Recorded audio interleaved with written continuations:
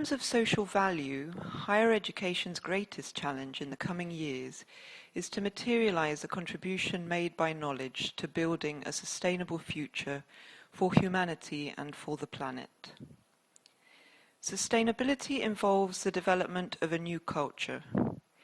This should encompass an analysis of knowledge itself, including a review of the assumptions that sustain our understanding of the world and the human dynamics within it. Two levers of change are needed to bring about a substantial shift in systems. The first is to question thoroughly concepts that we think are obvious, which have been classed as truths and have therefore become immovable. The second is to be able to imagine what we want to bring into being. This second lever is the greater challenge, as it is limited by the collectively accepted beliefs on which we constructed the previous system. The current education system is created within and is framed by a model of civilization that includes values, a development model, and an understanding of contemporary society, and it responds to this model's needs. What is at issue today is a need for a new conception of human progress. This changes the context for education, which has been too focused in recent decades on short-term instrumental performance within a socio-economic system that is growing exponentially. We are on the verge of a change in the model of civilization, which cannot be built from the old paradigm of a system that has reached its limits. Inherent to the way in which we educate is a given understanding of reality. Therefore, we need to review, in current education systems, the often non-explicit assumptions on which this understanding of reality is based. We know that we cannot solve problems using the same level of awareness and understanding with which they were created. We need to create a new consciousness of being in the world, based on a new understanding of the dynamics of this relationship. We are witnessing the end of a cycle, though with a certain amount of resistance and even greater uncertainty. We know that we must change the basis of economic, political and social systems to channel the harmonic coexistence of all life on the planet. We are already aware of the multifactorial interrelation that underlies all reality, all dynamics and all activities. In this context, an ever-widening gap could arise between the space and the value we give in our systems to knowledge that facilitates human and social welfare, and instrumental knowledge for intermediate human operations. What knowledge do we prioritize as the most useful, and what purpose does it serve? What ethics and values do we transmit in the existing education process? Can we maintain current quality standards in higher education without shifting towards complex thought in the creation and transmission of knowledge? Are we ready to investigate the concept of knowledge in depth to progress towards interdependence and uncertainty?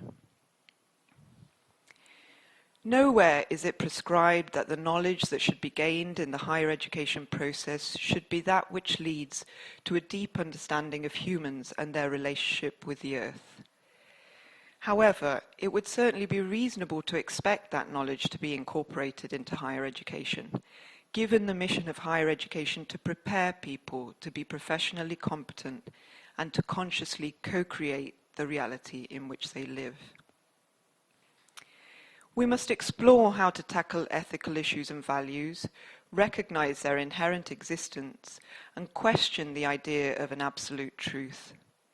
We must also review our monocultural perspective and promote dialogue between different types and sources of knowledge.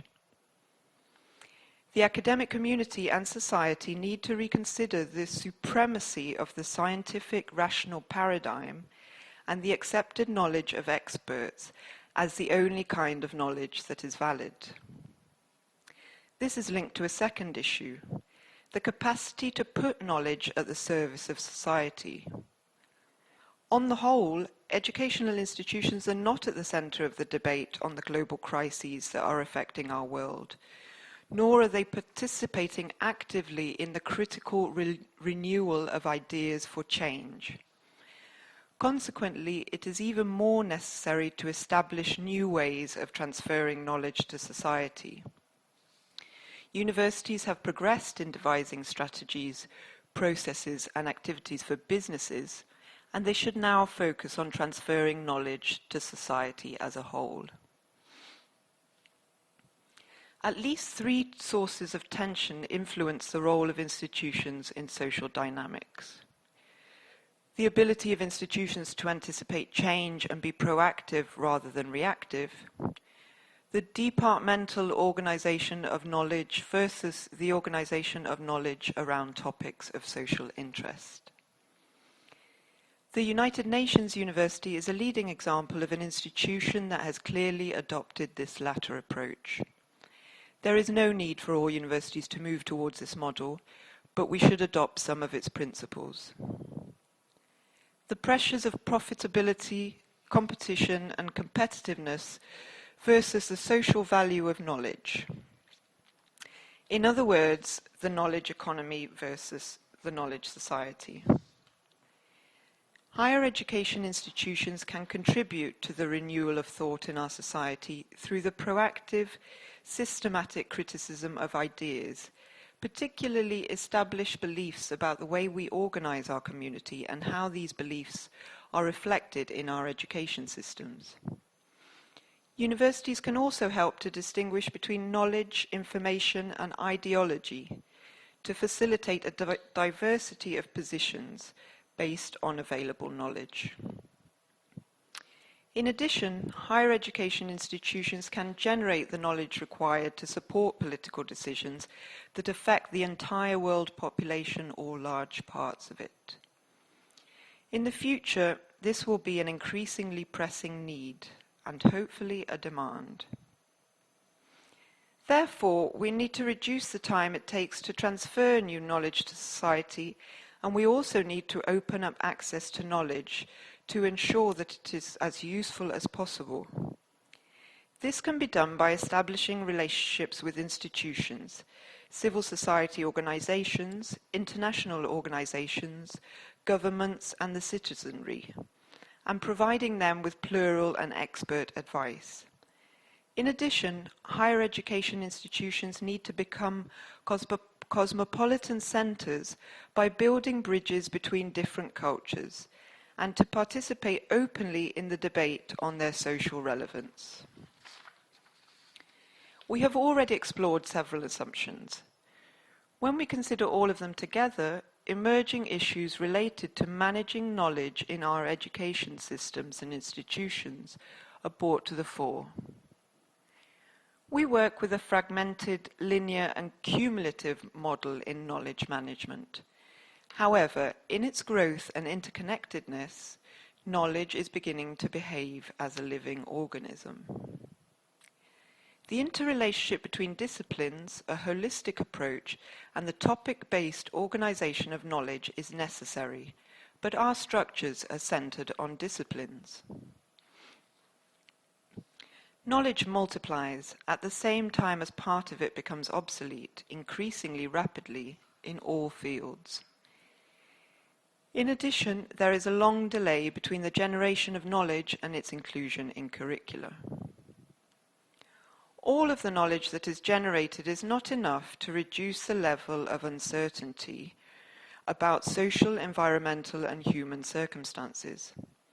In fact, we increasingly feel that we have less control over what happens. We cannot cover all available knowledge in the design of degree courses. The difficulty of selecting relevant knowledge is a well-known, controversial debate in intradisciplinary terms and an emerging one in cross-disciplinary terms. The tendency to cover more under the same concept of education, including lifelong learning, is unlikely to succeed if the above premises are true. Paradigm shifts are essential in the development model, energy sources, the economic system, political and representational models, in the forms of human relationships with respect to diversity and coexistence, and in our relationship with nature. Education itself requires a paradigm shift on which to base learning and teaching. One option is to strike a balance between the importance we give to transmission, that is, the accumulation of knowledge, and the importance we give to the transformational process of training the one who knows. That is, we should develop the potential for knowing using the least energy and as effectively as possible. We should prepare people to handle complex realities in a simple way, and we should integrate emotional abilities with instrumental and knowledge abilities. We need to train people to learn, to fully understand and tolerate uncertainty and change, to handle a vast and complex universe of information from many sources and of many different natures, and to discriminate between information, knowledge, and wisdom. We must train people to understand what we are like, and how to be, both as individuals and as a group, and to manage their own education and development throughout life. We should recover the notion of an education based on the development of the individual, and ensure that there is a balance between transcendental and lasting aspects and practical and temporary ones, so that the purpose of knowing also becomes collective harmony, peace, and prosperity. We should move from a model in which the main focus is on the content to one that also emphasizes the container, a model centered on being. If we move in this direction, we will have a wealth of new horizons to explore within the function of higher education. This should bring us closer to the transcendent meaning of life and to the transmission of wisdom, which will probably make us feel happier and more in tune with life, whilst we remain in a rigorous academic context that is focused on the search for and dissemination of what we call truth. The aim of this conference is to explore higher education's commitment to sustainability. In this task, the first step is to share our experiences of what is already being done, identify difficulties in education systems and institutions, and propose different types of activities to make the transition from understanding to action. The conference is also another stage in the process of drawing up the fourth GUNI Higher Education in the World report, which we will distribute to you once it has been published. This is the first time that GUNI has inverted the process of compiling this publication, so that its content is first debated by a diverse group of academics from around the world. The discussion over the next few days will continue in the GUNI Knowledge Community, a new collaborative network initiative by the GUNI team. The program is focused on participation and group work. It has a common thread and a clear aim. The aim of this opening session is to reflect on the context. It still seems strange to talk of a planetary era, which is simply humanity's awareness of what has always existed. However, this reality changes everything, as we now know the opportunities, the limitations, and their impact. We know what works and what does not. An awareness of the state of the world is what justifies the need to transform the purpose of education and the systems in which it is carried out. The aim of tomorrow's sessions is to share and complete the map of how regions have advanced in the matter of higher education and sustainability, to find out about other experiences, and to propose priorities and strategies to promote this progress. The regional dialogues and the plenary session contributions are based on case studies and research. The regional sessions are designed as workshops that will be led by the authors of the respective chapters of the GUNI report. These sessions should be very dynamic and productive, and enrich the debate that will subsequently be included in the report. The work on the second morning will be focused on analysing and seeking ways of trying to overcome some of the current obstacles in our organisations. To achieve this, we propose an active method of group work, which we hope you will find interesting and useful. 7 wonderful collaborators will facilitate this process. It is the first time that we have introduced this kind of activity in a conference of this size, so I would like to ask for your collaboration to help achieve the best results. On the last afternoon, we will share the conclusions of the work that has been carried out. This will help us to see the global picture. In this session, we hope to be able to bring together the proposals that have been made during the conference. Some of these will be related to potential strategies for regions and countries, others to ways of transforming institutions. The conference will end with 2 presentations. Both will reflect on the social responsibility of higher education. We should bear in mind that the debate during this conference is a response to this issue, and it is a controversial one, the many nuances of which may divert attention away from a real commitment of knowledge to social construction. We are very pleased to bring together members of the international academic community who are interested in the transformation of higher education systems. Together we can analyse how to contribute to creating a sustainable future.